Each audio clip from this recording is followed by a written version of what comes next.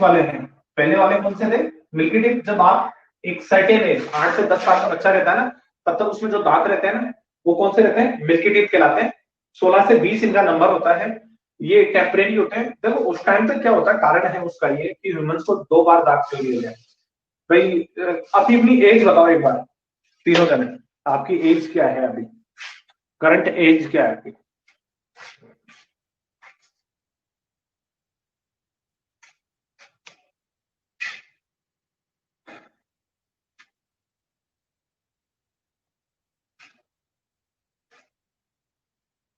सबको याद तो है ना अपनी एज? नियति 16,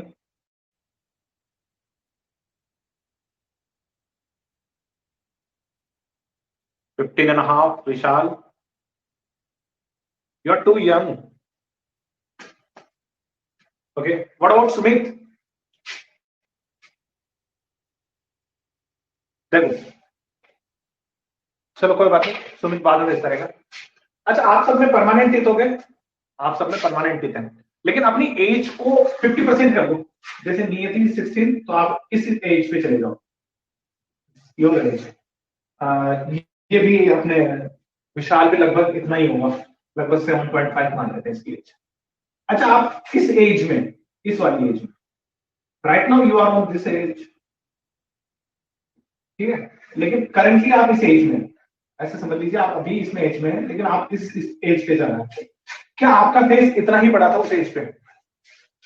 उस एज पे मतलब आज से 8 साल पहले की बात करें, या 7 साल पहले की बात करें, या 9 साल पहले, सब जब आप 7-8 साल के थे, तब आपका फेस क्या इतना ही बड़ा था? तो आपका चेहरा इतना ही बड़ा था क्या, या छोटा था इससे?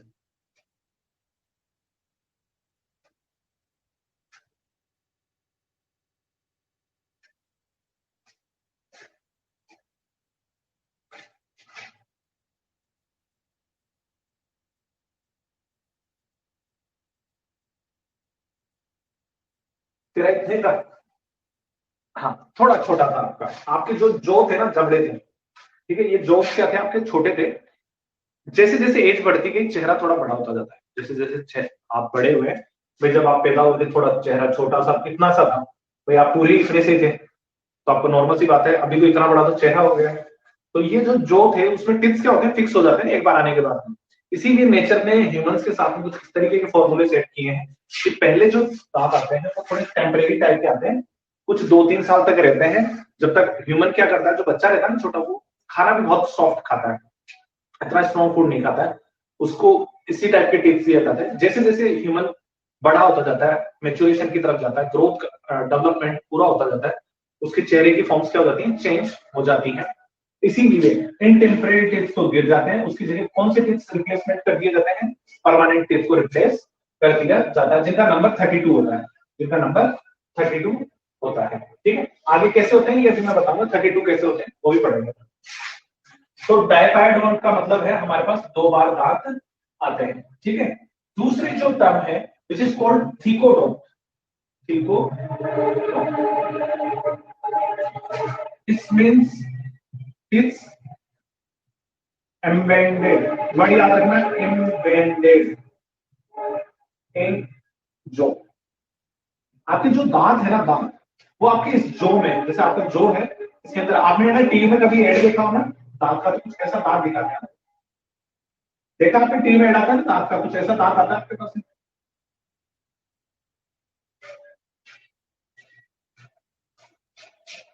ऐसा ही दिखाते हैं ना।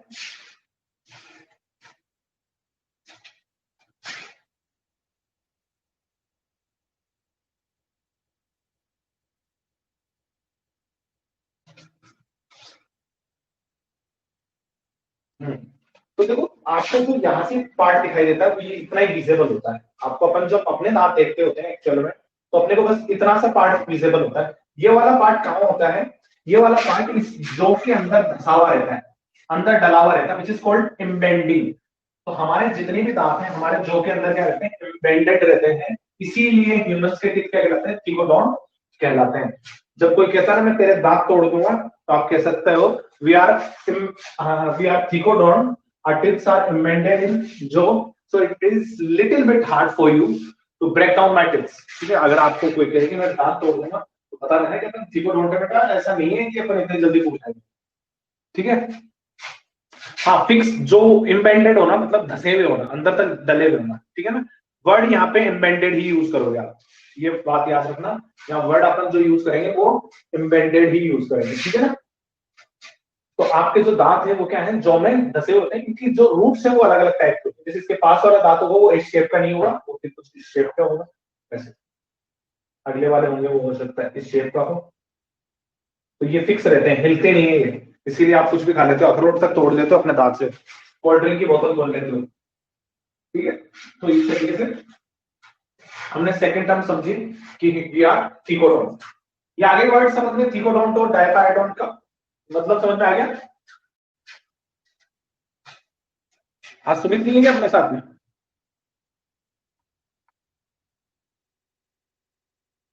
दिख तो रहा है। ये दो टर्म समझ में आगे, तो आगे चले फिर।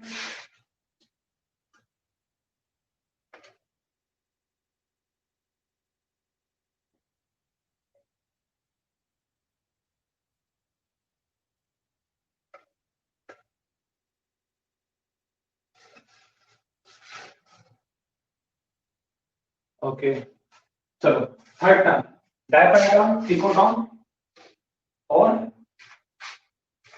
क्या कहलाते हैं अपन, हेट्रोडोन। थर्ड टर्म क्या कहलाएंगे अपनी, हेट्रोडोन। जब हेटेरो वर्ड जहां भी आ रहे हैं इसका मतलब समझे ना, डिफरेंट वर्ड यूज किया गया है। हमारे जो दांत है ना उनकी शेप कैसी है, अलग अलग है। हमारे जो दांत है उनकी शेप कैसी है, अलग अलग है। चार अलग अलग तरह के दांत हमारे पास में पाए जाते हैं। जो फर्स्ट टिप्स होते हैं वो कहलाते हैं इंसीजर। फर्स्ट जो सामने के जो दांत होते हैं उन्हें क्या कहते हैं हम, इंसीजर्स कहते हैं। ठीक है, सेकंड जो है उन्हें कहते हैं हम कैनाइन। क्या कहलाते हैं, कैनाइन। थर्ड जो है वो कहलाते हैं हमारे प्रीमोलर, और जो लास्ट वाले हैं वो कहलाते हैं हमारे मोलर। ठीक है, तो हेट्रोडोंट का मतलब है different kind of teeth bearing person. ऐसे ऐसी एनिमल्स, ऐसे ऑर्गेनिजम्स जिनके दांतों की शेप और साइज अलग अलग हो, शेप और साइज अलग अलग हो, हेट्रोडोंट कहलाते हैं। We have four kind of different kind of tips. The first ones are incisors, second one canines, third one is premolar and fourth one is molar। ठीक है, अब आपको ह्यूमन डेंटिनेशन का तरीका समझा देते हैं कि ह्यूमन डेंट्स पाए कैसे जाते हैं। ठीक है भाई, डायफोडोंट है, थीकोडोंट है, सॉकेट के अंदर एम्बेडेड होते हैं, जगह होती है उसके अंदर फंसे हुए रहते हैं। हेट्रोडोंट चार अलग अलग तरह आते हैं। अब पहले जो दांत है वो है इंसिजर्स। कौन से हैं, इंसिजर्स। जब अपने यहाँ पे जो टिथ का फॉर्मूला होता है ना, एक टिथ फॉर्मूला चलता है। ठीक है, ये तो दो तरह के हमारे पास दांत होते हैं, मिल्की टिथ और परमानेंट टिथ। ये फॉर्मूला लिख लेना, आपकी बुक में नहीं दे रखा होगा। मिल्की टिथ का तो होता है 2102 अपॉन 2102।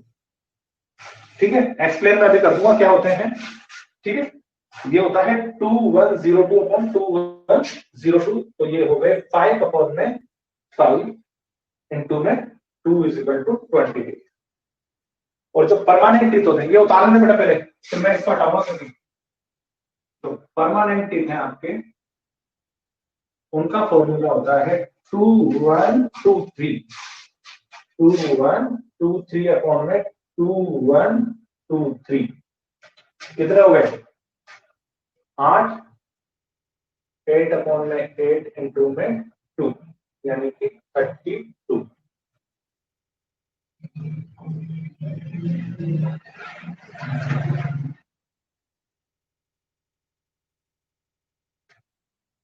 ये लिख लो, ये दोनों फटाफट लिखो, फिर बताओ। जब जैसे लिख लो फिर मुझे मैसेज करो।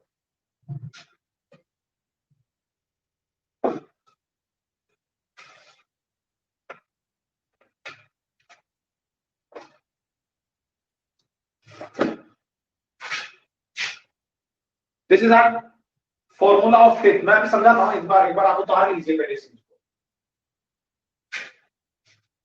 कुछ और एनिमल्स के भी लिखवाऊंगा मैं, पहले एक बार ये उतारो आप। ये आपकी बुक में अगर एक्सप्लेन नहीं कर रखा तो यहां से आप पूरा उतार लो, वरना ये तो उतारो ही उतारो।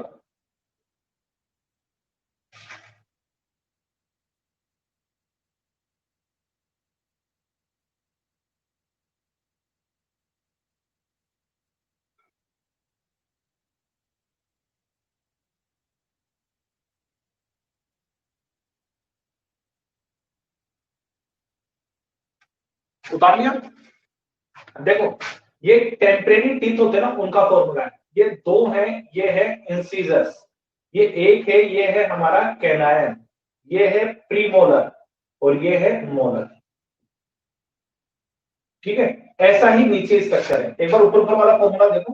दो इंसीजर्स पाए जाते हैं छोटे बच्चे में, एक कैनायन पाया जाता है, प्रीमोलर होते ही नहीं है, मोलर एक दो होती है, तो टोटल हो गए 5। ठीक है, लेकिन 5 बताए कैसे हैं, देखो ऐसे, जैसे ये पूरा जो है ये ऊपर ऊपर का, नीचे का नहीं देख रहे, सिर्फ अपर पर जो की बात कर रहे हैं, अपर जो की बात कर रहे हैं, वो भी हाफ साइड की। तो दो तो क्या हो गए इंसीजर्स, दो हो गए, कितने हो गए, दो। एक कैनायन हो गया, एक कैनायन हो गया और दो हो गई मोलर्स, तो टोटल हो गए 5 दांत। कितने हो गए, 5। तो 5 इस तरफ है तो 5 इस तरफ भी होंगे, सेम ऐसे कैसे, दो यहाँ पे होगा कि एक कैनायन होगा और दो ये हो गए, तो दो एक और दो, तो 5 यहाँ पे भी हो गए, तो 5 और 5 कितने हो गए, 10। एक अपर जो की बात की, अपने को जो फॉर्मूला लिखते हैं ना, वो हम हाफ जो का लिखते हैं, इतना सा जो का लिखा है हमने फॉर्मूला। तो दो तो मोलर्स थी, एक कैनायन है और दो मोलर ये इंसीजर्स है, तो हो गए 5। ठीक है ना, इसको छोड़ दो एक बार, बस इतना सा एक्सप्लेन कर रहा हूं मैं, ये इतना बता दिया, तो 5 दांत है, वो हाफ जो में है, अपर जो के भी हाफ में। अब इसको डबल कर लो, इधर भी इतने ही होते हैं, तो 5 और 5 10। और ऐसे के ऐसे सेम दांत नीचे भी होते हैं, ये वाला जो नीचे लिखा है 2102, ये नीचे की तरफ है, तो हो गए 10 और 10 ये और 10 ये, तो 20 दांत होते हैं। ये मैंने लिखे थे यहाँ पे 16 से 20, तो इसको 20 कर लो अपने पूरे, 20 होते हैं। ठीक है, ये फॉर्मूला ऐसे लिखा हुआ है, ये 5 हो गए, ये 5 हो गए, इनको 2 से मल्टीप्लाई करके 20 बनाया है। ठीक है, अब बात करें अपने परमानेंट टिप की। ठीक है, जैसे अभी भी आपने परमानेंट टिप पूरे तो नहीं है, लेकिन कुछ ऐसे हैं, दो तो है इंसीजर्स, एक है कैनायन, दो है प्रीमोलर और एक है मोलर। एक है मोलर, दो इंसीजर्स, एक कैनायन, एक दो प्रीमोलर और 3 मोलर्स, तो ये हो गए 8। तो हाफ जो में 8 दांत है अपने, ऐसे समझ लो 8, 8 दांत तो अपने इधर इधर है, तो 8 इधर हो गए, तो कितने हो गए 16, और डबल कर तो 32। बताओ ये समझ में आया कि नहीं आया।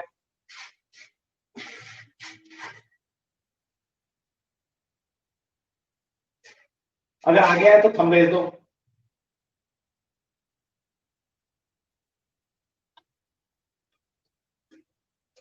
सुमित और नियति को नहीं समझ में आएगा, नहीं आया तो पूछ लो।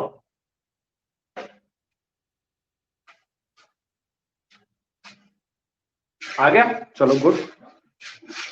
ये उतार लिए दोनों चीजें। अब मैं कुछ एनिमल्स के ना टिप्स के वो फॉर्मूले लिख रहा हूं, वो लिख लो एक बार, एग्जाम में आगे काम में आते हैं।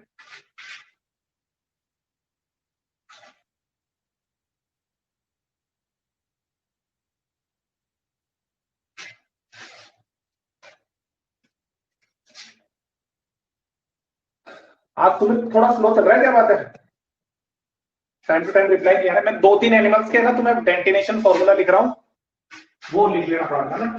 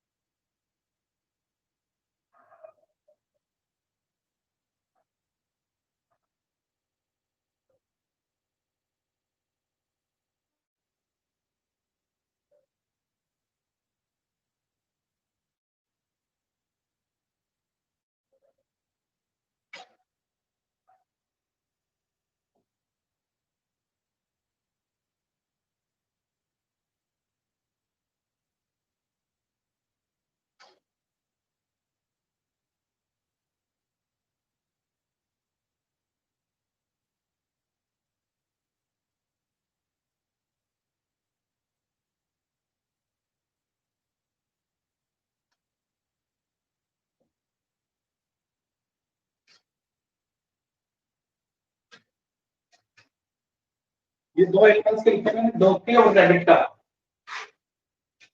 इसको मैं अच्छे से एक्सप्लेन कर दूंगा। चलो, one two upon two canines, zero zero three molars, three upon two four molars, incisors rabbit में टू अपॉन में टू में, मतलब दो ऊपर दो नीचे। कैनाइन्स नहीं होते हैं। प्रीमोलर्स ऊपर तो तीन होते हैं, नीचे दो ही रहते हैं। मोलर्स तीन तीन होते हैं। डॉग में देखो इंसिजर्स ऊपर नीचे दोनों सेम है, कैनाइन सेम है। प्रीमोलर्स ऊपर चार नीचे चार, मोलर्स ऊपर दो नीचे तीन। इस तरीके से 32 इसमें होते हैं, 28 इसमें होते हैं। उतार लो फटाफट। रैबिट वाला फॉर्मूला दिख ही नहीं रहा, किधर से दिख रहा? अच्छा, ऊपर से दिख रहा।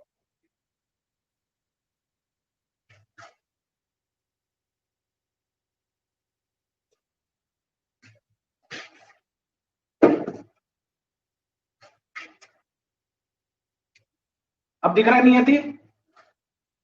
कोई बात नहीं, सुने बेटा, दोबारा चेक कर लेना एक बार।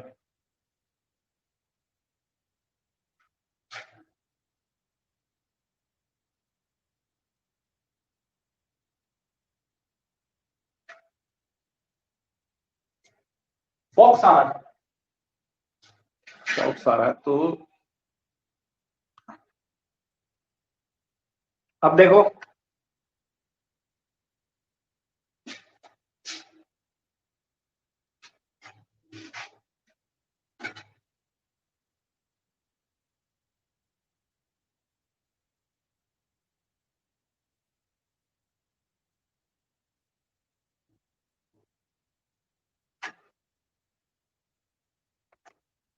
अब बेटा फॉक्स का तो क्या इलाज करे तो बता।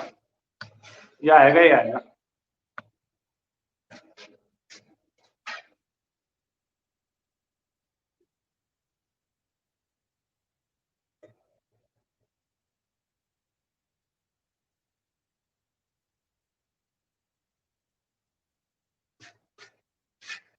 रैबिट वाला फॉर्मूला लिखो। इंसिजर्स टू अपॉन में टू, कैनाइन्स जीरो अपॉन में जीरो, प्रीमोलर्स थ्री अपॉन में टू और मोलर्स थ्री अपॉन में थ्री। अब इजिकल टू 16 अपॉन में 12 इंटू टू। ऊपर के 16 हो गए, नीचे के 12 हो गए, दो से मल्टीप्लाई करके 28 दांत हो गए। ठीक है। इंसिजर्स नहीं, इसको टू से मल्टीप्लाई नहीं करना, पहले ही कर रखा है। ठीक है ना। इंसिजर्स टू अपॉन में टू डॉग में, कैनाइन वन अपॉन में वन, प्रीमोलर फोर अपॉन में फोर, मोलर टू अपॉन में थ्री। इसको टू से मल्टीप्लाई करके 20 अपॉन में 22 लिख लिया।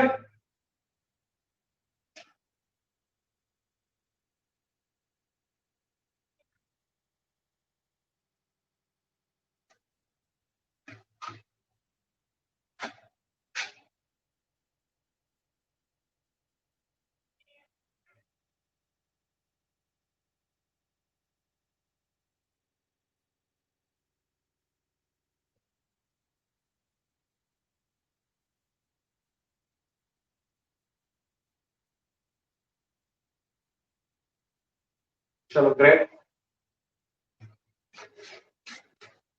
अब आपको पता ही है इंसीजर्स और इनके फंक्शन क्या क्या है। नियति लिख लिया बेटा, दोबारा बताऊं? सुमित तूने लिख लिया?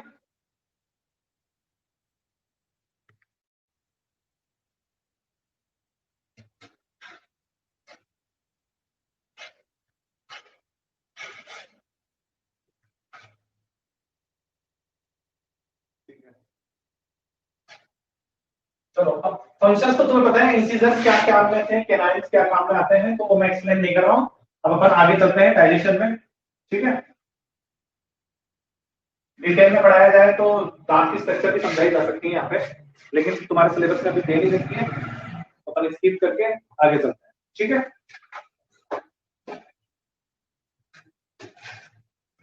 तो माउथ की जो कैविटी जो पढ़ रहे थे अपन, उसके सारे ऑर्गन अपन ने पढ़ लिए हैं। ठीक है, उसके सारी स्ट्रक्चर्स अपन ने पढ़ ली है। अब अपन चलते हैं किसके ऊपर, अगले ऑर्गन की तरफ, जिसका तीसरा नाम, जैसे भाई पहला ऑर्गन तो अपन ने पढ़ा था माउथ, दूसरा पढ़ लिया अपन ने माउथ की कैविटी या माउथ कैविटी या कैनाल, और थर्ड ऑर्गन जो है अब अपन पढ़ते हैं फेरिंग्स। थर्ड ऑर्गन पे अपन आते हैं विच इज कॉल्ड फेरिंग्स। देखो फेरिंग्स कोई स्पेसिफिक स्ट्रक्चर नहीं है, एक्चुअली आपने जैसे ये खाना खाया तो ये एक ऐसी जगह पे जाके पहुंचता है ऐसे,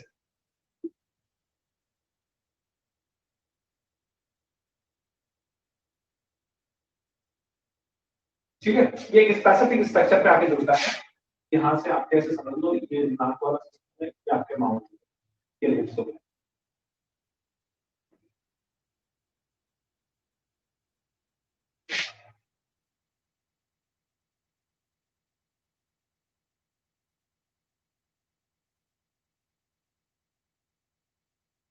ये नेसल कैविटी है, ठीक है, this is your mouth opening, this is your nasal cavity या नोज कह सकते हैं इसको, ठीक है। ये वाला ऑर्गन अपन ने पढ़ लिया, माउथ पढ़ लिया, माउथ कैविटी पढ़ लिया, ठीक है। अब देखो यहाँ पे आने के बाद खाना पहुंचता कुछ इस जगह, तो फूड यहां से इंगल्फ कर लिया गया with the help of tongue, tongue ने पुश कर दिया, ठीक है। अब खाना नीचे पहुंच रहा है, तो वो एक स्पेसिफिक स्ट्रक्चर पे पहुंचता है विच इज कॉल्ड फेरिंग्स। क्या कहलाती है ये, फेरिंग्स कहलाती है। अब देखो फेरिंग्स तीन अलग अलग लोकेशन से मिलकर बना है, देखो ये ओरल कैविटी का है तो ये कहलाता है ओरियोफेरिंग्स। माउथ पार्ट को ओरल कहते हैं भाई, याद रखना, ओरल पार्ट, ओरल पिल्स भी आती कहते हैं ना कि ये ओरल पिल्स है, ठीक है, तो इसे बोलते हैं ओरियोफेरिंग्स। नेसल कैविटी से आ रहा है इसीलिए इसे बोलते हैं नेसोफेरिंग्स, और लेरिंग्स के पास से है तो इसे बोलते हैं लैरिंगोफेरिंग्स, ठीक है, ये तीन वर्ड है। अब तो कुछ फेरिंग्स वाले रीजन में होता क्या है, यहाँ पे पाया जाता है ग्लोटिस, एपिग्लोटिस जिसे कहते हैं, ग्लोटिस एक स्ट्रक्चर पाई जाती है, ठीक है। नेसोफेरिंग्स, ओरोफेरिंग्स के पास में एपिग्लोटिस पाई जाती है। क्या पाई जाती है, एपिग्लोटिस, एपिग्लोटिस। ये स्ट्रक्चर क्या करता है, गेट की तरह काम करता है, अपने घर पे गेट लगे हुए देखे आप, ठीक है, वैसे ही सिंपल सा गेट है। ये गेट क्या करता है, कुछ इस तरीके से स्ट्रक्चर आती है कि जो ये फूड आता है ना, तो ये है आपका इसोफेगस, और ये है आपका ट्रेकिया, या जिसे अपन इसे आप फूड पाइप कह सकते हो, और इसे आप विंड पाइप कहते हो, विंड पाइप या ट्रेकिया, जो भी आपको वर्ड सूट करे याद रखें, ठीक है।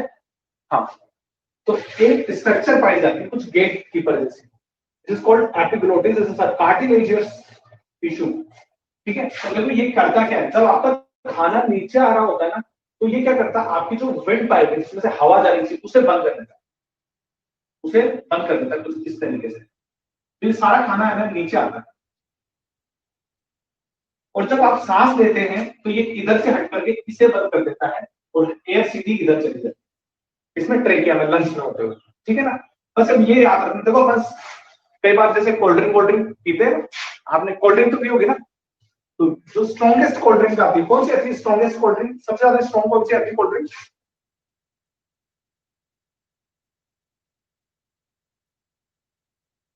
स्ट्रॉन्ग कोल्ड ड्रिंक कौन सी आती है सबसे ज्यादा,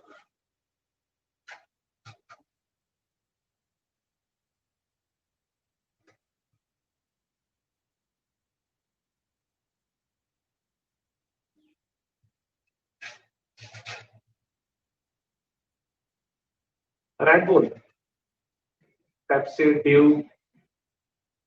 हमें नियति बताइए, नियति भी तो पीती होगी ना,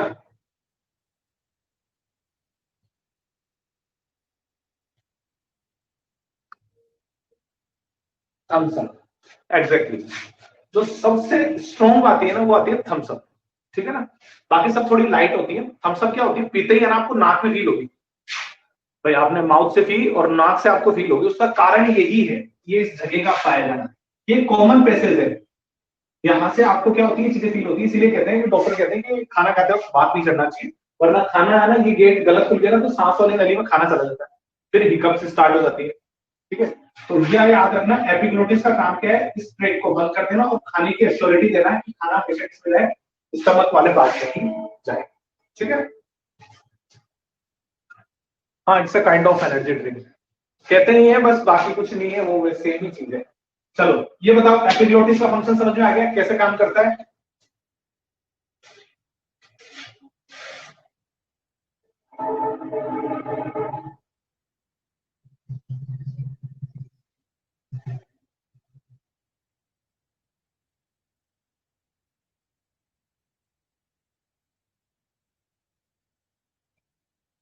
तो याद रखना, epiglottis is also known as, इसे बोलते हैं ट्रैफिक पुलिस ऑफ बॉडी। याद रखना, traffic police of human body, याद रहेगा ये word, epiglottis, traffic police of human body इसे कहा जाता है। ठीक है, चलो ये एपिग्लोटिस का फंक्शन हो गया, समझ में आ गया, यहां तक कोई दिक्कत थोड़ी ना। तो तीन फंक्शन पढ़ लिए अपन ने, तीन ऑर्गन पढ़ लिए, माउथ, माउथ कैविटी और फेरिंग्स। चौथे पे चले अब। यहां तक किसी को कोई डाउट है तो पूछ लो, वरना फिर मैं फोर्थ वाला एक्सप्लेन करता हूं। अगर कोई डाउट नहीं है तो आप इसको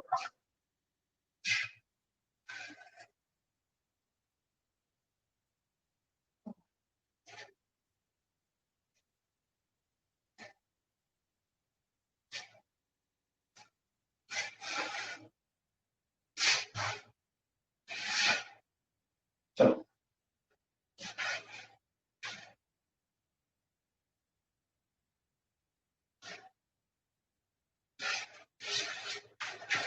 चलो इसके बाद खाना आता है बेटा ईसोफेगस में, फोर्थ ऑर्गन पढ़ने जा रहे हैं अपन।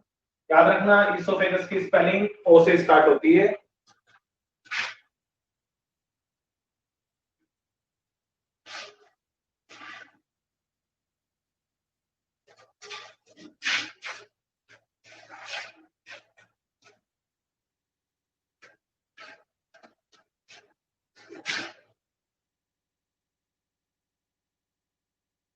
ठीक है, चलो अब इसकी बात करते हैं ईसोफेगस की। ठीक है, ईसोफेगस देखो, यहां से आपने माउथ से, ओरल कैविटी से होता हुआ खाना भेजा, इंगल्फ भी कर लिया ईसोफेगस ने, आपके फेरिंग्स ने प्रिवेंट भी कर दिया। अब ये पहुंचा है एक पतली डक्ट में, एक पतली डक्ट, एक पाइप शेप ऑर्गन है जिसकी लंबाई, इस ऑर्गन की लंबाई कितनी होती है? 25 सेंटीमीटर। याद रखना, 25 सेंटीमीटर लंबा है, ट्यूबुलर फॉर्म है, ट्यूब के जैसा बोलते हैं इसे, ट्यूब शेप, ट्यूब के जैसा।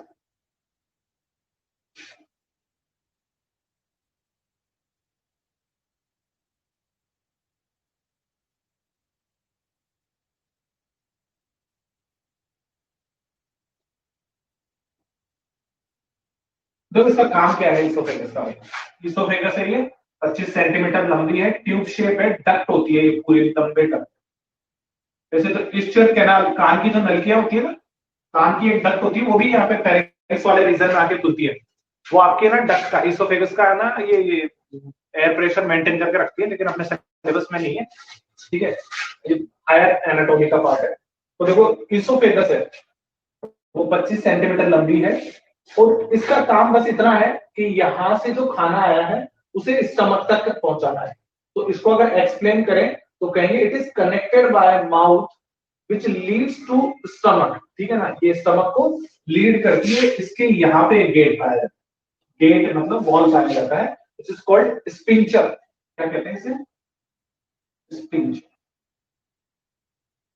वॉल जैसी स्ट्रक्चर होती है, 25 सेंटीमीटर लंबी है, मस्कुलाइन लगता है, नो बोन स्ट्रक्चर है, अंदर है ना।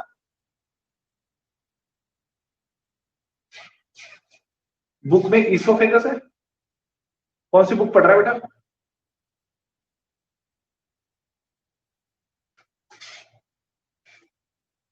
कौन सी बुक में है विशाल, एक बार भेज मेरे पास फोटो भेज।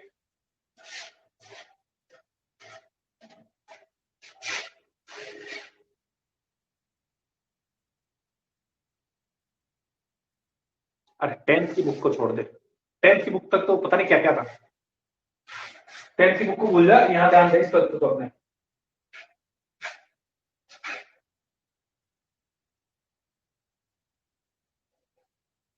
स्पेलिंग इसकी ओ से ही स्टार्ट होती है, 10th में भी ओ से ही है, वो बुक पे कहीं मिसप्रिंट आ गया होगा ना, याद रखना। चलो देखो, अब इसके अंदर क्या होती है, पूरी एक डक्ट है, यहाँ पे पूरी क्या है, एक डक्ट है, अंदर म्यूकस की कैनाल पाई जाती है, और मस्कुलर है, पूरी की पूरी कैसी है, मस्कुलर है। एक चीज ये याद रखना, यहाँ पे किसी भी तरह की डाइजेस्टिव ग्लैंड्स नहीं पाई जाती, डाइजेस्टिव ग्लैंड्स नहीं होती, एब्सेंट। यहाँ पे म्यूकस ग्लैंड जरूर पाई जाती है, म्यूकस ग्लैंड पाई जाती है, जो इसका एटमोस्फेयर क्या रखती है, वेट रखती है, हमेशा अंदर से नम बनाए रखती है, खाना जो आता है ना, ताकि वो क्या आ जाए, बहुत इजीली इनगल्प किया जा सके। अंदर से क्या होता है, म्यूसिलेटेड होता है पूरा सेट, ठीक है, छोटी छोटी विलाइस के साथ में इसकी स्ट्रक्चर पाई जाती है। अब इसमें खाना, इसका काम बस इतना से ऊपर से खाने को नीचे लिया है। अब एक क्वेश्चन मेरा ये है कि अपन जब भी कोई खाना खाते हैं, जैसे आप खा रहे हो या मैं खा रहा हूँ, या भी अपन ने ब्रेकफास्ट कर ही लिया है, ब्रेकफास्ट नहीं किया तो कुछ ना कुछ तो खा लिया होगा, लगभग 11 बजने वाले हैं, तो अपन ने कुछ ना कुछ तो खा लिया, ठीक है। तो मेरा एक छोटा सा क्वेश्चन ये है कि जब भी मैं कुछ खाता हूं और उसे निगल लेता हूं, इंगल्प कर लेता हूं, शेलोन कर लेता हूं, तो वो खाना हमेशा स्टमक तक ही क्यों जाता है, उसका रीजन क्या है, कारण क्या है, या आप मुझे बताएं कि वो स्टमक में ही क्यों आता है। 30 सेकंड है आपके पास में इसका रिप्लाई करने के लिए, फटाफट रिप्लाई कीजिए कि खाना हमेशा ऊपर से नीचे ही क्यों आता है।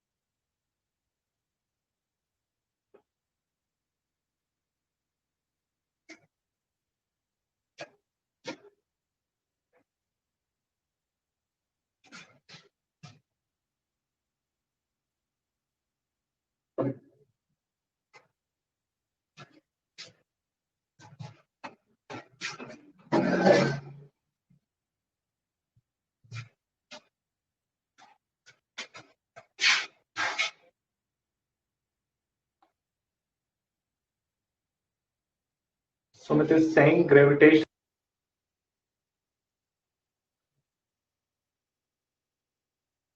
What's your opinion?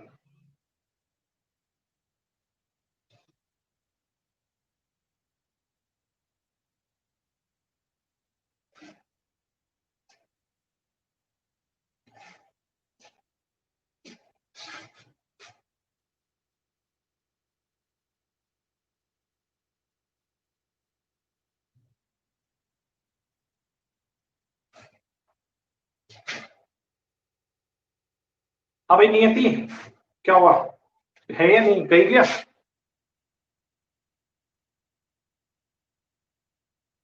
चलो कोई बात नहीं। अच्छा, अपन चालू करते हैं। देखो ग्रेविटेशन, सुमित ने बहुत अच्छा बताया, पैरासिलेटिक मूवमेंट्स हेल्प करते हैं, लेकिन ग्रेविटी इस चीज पे काम नहीं करती है, ठीक है ना, याद रखना ग्रेविटी का कोई रोल नहीं है। खाना हमेशा जब आप खाते हैं वो हमेशा स्टमक में ही आएगा, उसका रीजन पैरासिलेटिक मूवमेंट होती है। ये जो डक्ट है ना आपकी, ये क्या करती है, रिदमिक कॉन्ट्रेक्शन करती है। ये डक्ट कुछ ऐसी है, ठीक है। तो जैसे खाना यहाँ पहुंचेगा तो ये वाला पार्ट है ना, थोड़ा अंदर की तरफ दब जाएगा, तो ये खाना किधर से रख जाएगा, आगे। फिर जब ये खाना यहाँ आ जाएगा तो ये तो वापस पीछे चले जाएंगे, और ये वाला हिस्सा फिर दब जाएगा। तो ये कुछ इस तरीके की दबता हुआ चलती है, डक्ट होती है ना, ये इस तरीके से मूवमेंट शो करती है, इस तरीके से मूवमेंट शो करती है, विच आर कॉल्ड पैरासिलेटिक मूवमेंट्स। इन्हीं मूवमेंट्स को क्या कहते हैं अपन, पैरासिलेटिक मूवमेंट्स कहते हैं, जिसकी वजह से खाना हमेशा, फूड हमेशा स्टमक में ही नीचे आएगा, है ना, कभी भी ऊपर नहीं जाएगा, साइड में नहीं जाएगा। यही रीजन है कि आप खाना जब भी खाते हैं हमेशा काम होता है स्टमक पे पहुंचता है। अब ग्रेविटी क्यों नहीं काम कर रही है, इसका एग्जांपल आप इस चीज से समझ सकते हैं कि हम हमेशा बैठ के ही तो खाना नहीं खाते हैं। कई बार अपन बेड पे लेटे लेटे भी खा लेते हैं, टीवी देखते हुए भी खा लेते हैं, एप्पल खा लिया, कोई ड्राई फ्रूट खा लिया, वो लेटे लेटे भी खा जाते हैं। तो अगर ग्रेविटी काम करती तो वो यहीं रहता, गले में। अगर मैं सीधा लेटा हुआ हूँ तो गले में ही रहना था, ठीक है ना। तो these are the few reasons, ठीक है ना। आया समझ में कि खाना हमेशा नीचे क्यों पहुंचता है, पैरासिलेटिक मूवमेंट्स के रिदमिक कॉन्ट्रैक्शन होते हैं। क्या होते हैं, इसोफेगस में क्या होते हैं? रिदमिक कॉन्ट्रेक्शन होता है।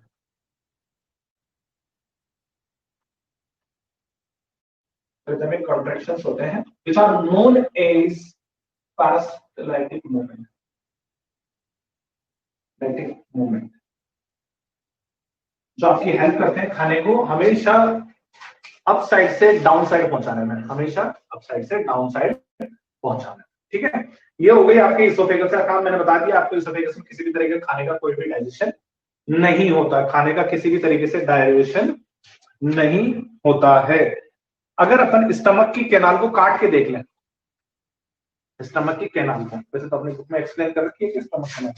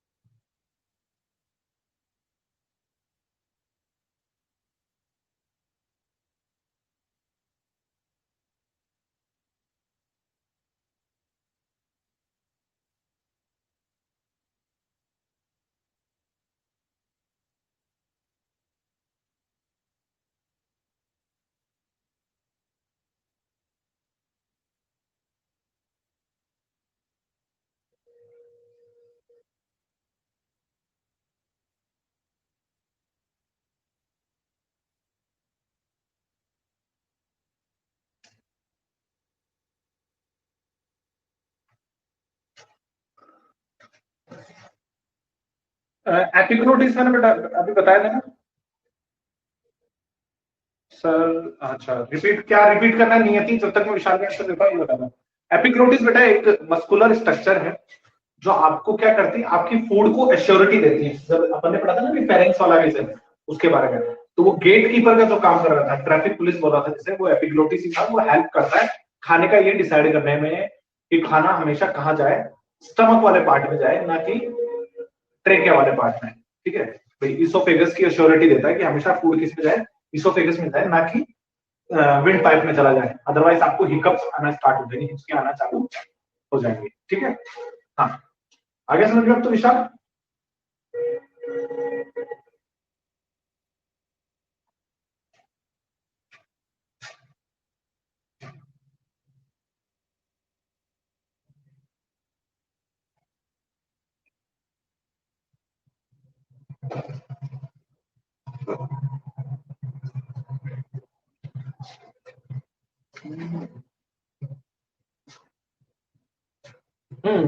फूड ऊपर से नीचे क्यों आता है?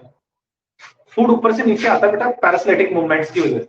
पैरासिलेटिक मूवमेंट इस पूरी डक्ट में है ना, रिदमिक कॉन्ट्रैक्शन होते हैं। क्या होते हैं? Rhythmic contraction. रिदमिक का मतलब है रिदम से, पहले एक कोने से स्टार्ट होंगे, यहाँ से स्टार्ट होंगे, फिर धीरे धीरे धीरे धीरे नीचे की तरफ आएंगे। इन रिदमिक कॉन्ट्रैक्शन को, कॉन्ट्रैक्शन कैसे होती है? ये जैसे मानो फूड यहाँ पे है, ठीक है, इस जगह पे फूड है, तो ये धीरे से यहाँ से कॉन्ट्रैक्ट कर जाएगा, तो फूड थोड़ा सा नीचे आ जाएगा, यहाँ से हट गया नीचे आ गया, फिर ये इस जगह से कॉन्ट्रैक्ट करेगी, अब ये इस जगह से कॉन्ट्रैक्ट करेगी और इस जगह वाली वापस बाहर आ गई है। अब ये फूड थोड़ा सा और नीचे आ जाएगा, ठीक है, फूड और थोड़ा नीचे आ गया, तो ये फिर यहां से कॉन्ट्रैक्ट करेगी। मतलब कुछ पैरासिलेटिक, जैसे सांप मूव करता है ना, कुछ इस तरीके से, ठीक है ना, इस तरीके से मूवमेंट होगी, जैसे ये दिखाया है ना मैंने, इस तरीके से मूवमेंट चलेगा। तो फूड यहाँ होगा तो पहले यहाँ आ जाएगा, फिर यहाँ आ जाएगा। इस तरीके से सारा फूड हमेशा क्या होता रहता है, नीचे आता रहता है। तो जितनी देर आप खाना खाते रहते हैं, ये हमेशा नहीं करती है, जितनी देर आप खाना खाते हैं उतनी देर ये क्या करती रहती है, आपकी कॉन्ट्रेक्शन करती ही रहती है कंटिन्यू। और इन्हीं कॉन्ट्रेक्शन को अपन कहते हैं पैरासिलेटिक मूवमेंट्स। इन्हीं कॉन्ट्रेक्शन को अपन क्या कहते हैं? पैरासिलेटिक मूवमेंट कहते हैं। ठीक है, अब तो आ गया ये समझ में। तो आप किसी भी एंगल पे खाओ, ग्रेविटी के किसी भी एंगल से खाओ, उल्टा लटक के भी खाओगे तो खाना हमेशा नीचे ही जाएगा, स्टमक में जाएगा, मुंह में नहीं जाएगा।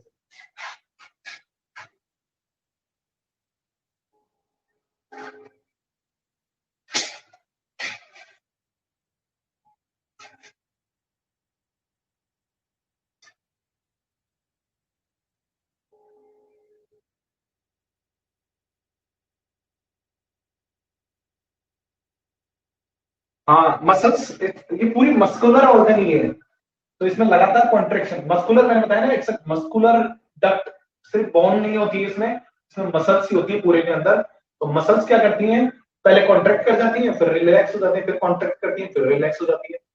तो इसी वजह से कंटिन्यूटी है, कंटिन्यूटी है, और वो भी सीक्वेंस में है, पहले ऊपर की होंगी फिर नीचे नीचे, यानी रिदम से काम करती है। ठीक है, रिदमिक कॉन्ट्रेक्शन बोला गया, लेकिन एग्जैक्ट जो टर्म यूज करते हैं पैरासिलेटिक मूवमेंट, एग्जैक्ट जो टर्म यूज की जाती है इसके लिए उसे कहते हैं पैरासिलेटिक मूवमेंट। ये कॉन्ट्रेक्शन और रिलैक्सेशन कंटिन्यूटी रिदम में एक एक प्रॉपर सिस्टम में काम करते हैं, that's why these are known as rhythmic contraction और पैरासिलेटिक मूवमेंट।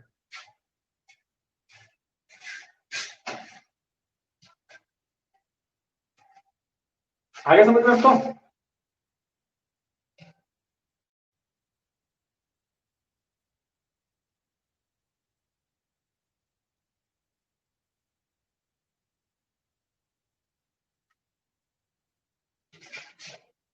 देखो एक मैंने डाइसेक्ट करके देखिए, इस पूरी गट को अपन कहीं से भी डाइसेक्ट करें, आपकी जो इसोफेगस कैनाल को या पूरी फूड पाइप को कहीं से भी कट करके देखें, तो कुछ इस तरीके की चार स्पेसिफिक स्ट्रक्चर्स अपने को दिखाई देंगी। The outer most structure is known as serosa part, the outer most structure is known as serosa part which is a masculine structure, which is a musculine structure known as serosa. The second one part is mucilaries, जिसमें mucosa या मस्कुल जो glands हैं वो वाली पाई जाती हैं, आपकी ducts पाई जाएंगी। The third one is called mucosa which secretes mucus, ठीक है, जो म्यूकस सीक्रेट करती है। And the last one which is empty, which is a cavity gut, is known as lumen. The four kind of layers consist your all the gut, पूरी gut को आपको चार तरह की लेयर से मिलकर बनी है। The outer most is known as serosa, the second one is known as muscularis which includes two part, inner और outer part, ठीक है। डिफरेंट टाइप की सेल्स पाई जाती हैं इसमें, इसीलिए इसे म्यूसिलरीज दो चीजों से मिलकर बोला गया है। The third one is mucosa layer which consist mucus gland, ठीक है, इसमें से डक्ट होती है फिर बाहर निकलती है। And the last one which is lumen part, empty part, the hollow cavity which is called lumen part. The four different kind of layers are found in our gut। तो ये चार डिफरेंट टाइप की guts है जो आपके किसमें पाई जा रही है, फूड गट में पाई जाती है। बताओ यहां तक कोई दिक्कत है क्या?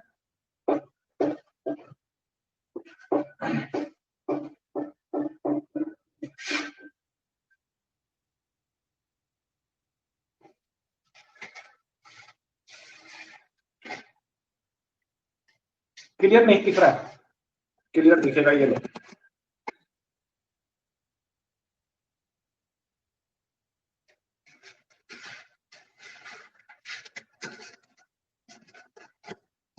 Now can you see?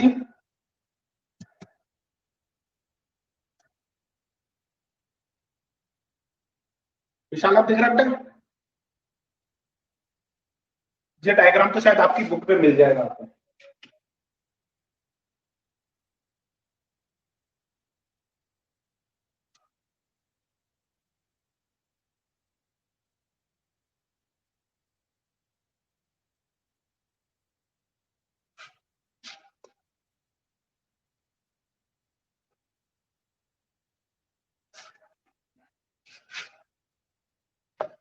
कोई बात नहीं, चलो नेक्स्ट क्लास में दोबारा दिखा देंगे, ठीक है। चलो आज तक के लिए यही तक के लिए ठीक है। नेक्स्ट क्लास में आप यहां तक जितना भी पढ़ा दिया वो पढ़ के आएंगे। चारों तरह के डेंटिनेशन फॉर्मूले में आपसे पूछूंगा, milky teeth, permanent teeth, dog का और रेबिट का, चार तरह के डेंटिनेशन फॉर्मूले बताए थे, वो चारों तरह के आपको पढ़ के आने हैं, ठीक है।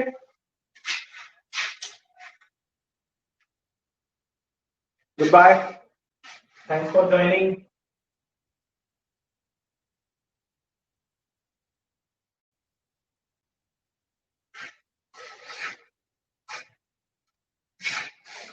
ओके बेटा सुमित, कल ले लेंगे टेस्ट है ना।